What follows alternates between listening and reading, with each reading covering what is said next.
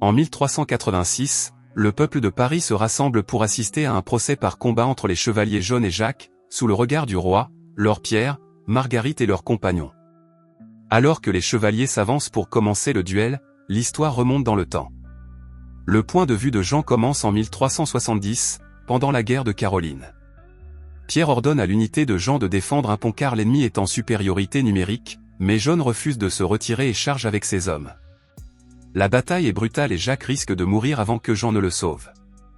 Il gagne, mais l'abandon du pont fait perdre la bataille à leurs alliés, laissant Pierre furieux et les obligeant à rentrer chez eux. En 1377, Johann et Jacques jurent fidélité à Pierre après que le roi lui ait accordé le contrôle de la région. Plus tard, Jacques rend visite à Jean en tant que nouveau percepteur de Pierre. Jean ne peut pas payer, alors Jacques accepte de parler à Pierre en son nom, ne demandant en échange que quelques pièces. En 1380, John veut retourner au combat, mais Jacques s'y oppose. John a déjà perdu sa femme et son fils, et s'il meurt sans héritier, tout ce qu'il possède reviendra à Pierre.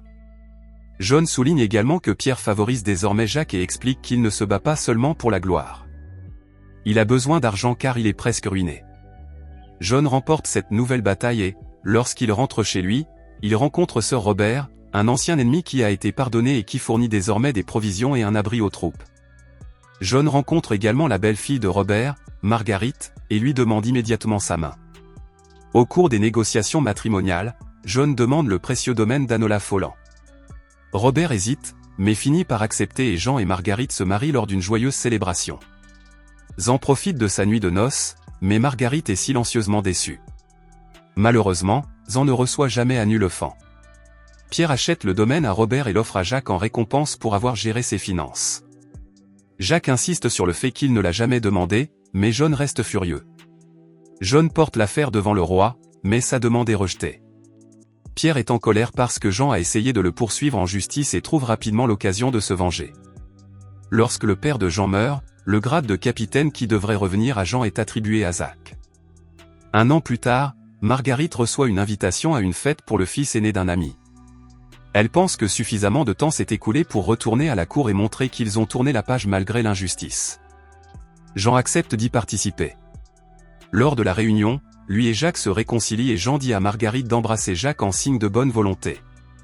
Elle le fait maladroitement. En 1385, Jean repart au combat. Ils subissent une défaite, mais il est tout de même félicité pour son service. À son retour, Marguerite l'accueille dans ses bras et s'inquiète de sa maladie. Jean ignore sa fièvre et insiste pour se rendre à Paris afin de percevoir sa solde et faire son rapport à Pierre, encouragé par Nicole. Après avoir reçu son or, Jean rentre chez lui et trouve Marguerite froide et distante. Plus tard dans la nuit, lorsque Jean tente d'avoir une relation intime, Marguerite refuse et finit par lui expliquer ce qui s'est passé. Nicole avait ignoré l'ordre de Jean de ne pas la laisser seule et était sortie avec tous les domestiques. Jacques avait profité de l'occasion pour s'introduire dans la maison et la violer. Jean prend Marguerite dans ses bras, s'excuse de ne pas l'avoir protégée et jure de faire payer Jacques.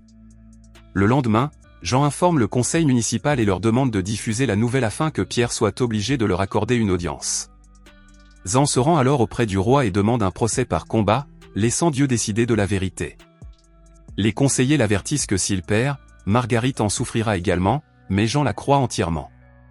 Quelques mois plus tard, le procès commence au palais de justice. Shaun accuse formellement Jacques du crime contre sa femme et jette le gant, demandant le combat si Jacques refuse d'avouer. L'histoire revient alors en arrière pour montrer le point de vue de Jacques. Pendant la bataille de 1386, lorsque Jean charge, l'armée hésite.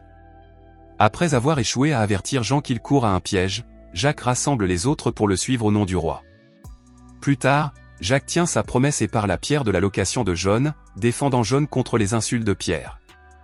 Jacques croit que John est loyal et honorable, mais Pierre l'avertit de ne pas rester aveugle éternellement.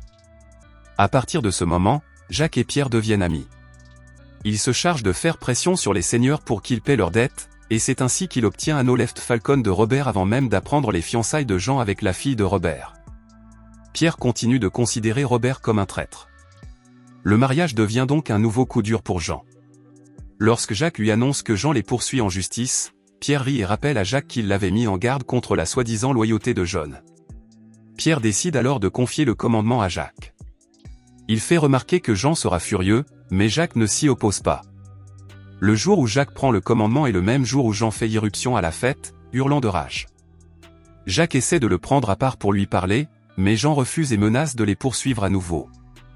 Pierre le fait taire avec des commentaires moqueurs et la foule rit tandis que Jean s'en va humilié. À la fête, Jacques voit Marguerite pour la première fois, car John la laisse rarement sortir de chez elle. Sa beauté attire immédiatement son attention et même son baiser maladroit le marque. Pendant le reste de la journée, Jacques l'observe attentivement, interprétant à tort ses sourires polis comme un encouragement. Au cours des semaines suivantes, Jacques devient obsédé par Marguerite. Il rêve d'elle et ne peut s'empêcher de la regarder chaque fois qu'il la voit au marché. Sachant que Jean n'est pas à la maison, Jacques rend visite à Marguerite avec un plan en tête. Il envoie un ami à la porte en prétendant avoir besoin d'aide. Et lorsque Marguerite ouvre, Jacques se faufile à l'intérieur. Il lui avoue ses sentiments, mais elle le repousse immédiatement. Après avoir poussé son ami dehors, Jacques suit Marguerite à travers la maison, ignorant ses refus et remarquant qu'elle enlève ses chaussures avant de monter à l'étage. Dans la chambre, il l'attrape, la jette sur le lit et la force à avoir des relations sexuelles malgré ses refus répétés. Une fois que c'est fini, Jacques lui dit de ne pas en parler à Jean, affirmant que Jean pourrait la tuer, et insiste sur le fait qu'elle ne doit pas se sentir coupable car il ne pouvait pas s'en empêcher.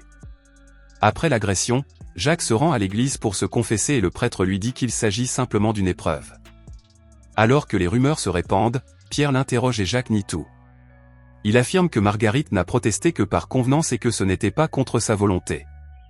Pierre tente ensuite de disculper Jacques devant le conseil, mais cela s'avère inutile lorsqu'il apprend que le roi a accordé un procès. Le jour de l'audience, Jacques nie toutes les accusations et relève le gant de Jean, acceptant le duel. L'histoire reprend ensuite du point de vue de Marguerite, le vrai. Le jour de son mariage, Jean est furieux parce qu'Anola Falcon n'est pas incluse dans la dot, mais Robert le convainc de l'épouser quand même car elle est en bonne santé et donnera probablement naissance à des héritiers robustes.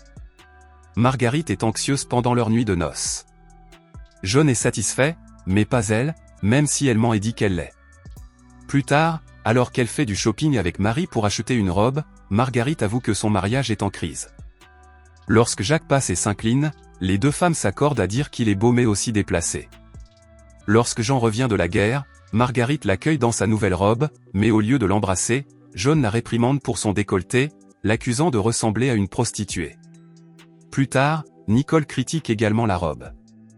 Cependant, lorsqu'il annonce qu'il va bientôt partir pour se faire payer, il rappelle à Nicole de ne pas laisser Marguerite sortir de la maison, ce qui la perturbe car elle espérait rendre visite à ses amis.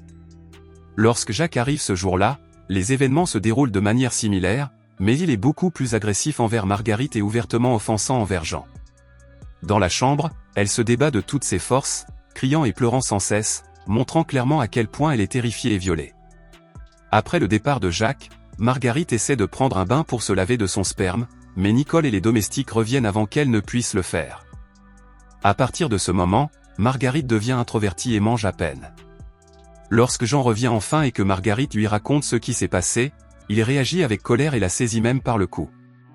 Elle insiste sur le fait qu'elle dit la vérité, alors il la lâche, mais ignore sa douleur, supposant que Jacques a agi uniquement pour le contrarier. Après que John ait porté l'affaire devant le conseil, Marie commence à éviter Marguerite. Elle ne la croit pas car elle se souvient que Marguerite avait un jour dit que Jacques était beau. Quelques mois plus tard, lorsque le procès commence enfin, Marguerite est enceinte. Comme les juges ne parviennent pas à se mettre d'accord, le roi approuve le duel. Avant de partir, les juges disent à Marguerite que si John perd, elle sera brûlée vive. La veille du duel, Marguerite donne naissance à un bébé en bonne santé. C'est le moment le plus heureux de sa vie, mais elle craint que l'enfant ne grandisse orphelin si le duel tourne mal. Le lendemain matin, Marguerite est conduite enchaînée dans l'arène. Jean et Jacques commencent par un tournoi, puis continuent à se battre à pied après avoir été désarçonnés. Alors que Jacques s'approche, John lui fait un croche-pied, le faisant tomber, puis l'immobilise et lui demande d'avouer. Jacques continue de tout nier, alors John le tue. Marguerite est libérée de ses chaînes et conduite dans l'arène, où Jean l'embrasse et la présente à la foule en liesse.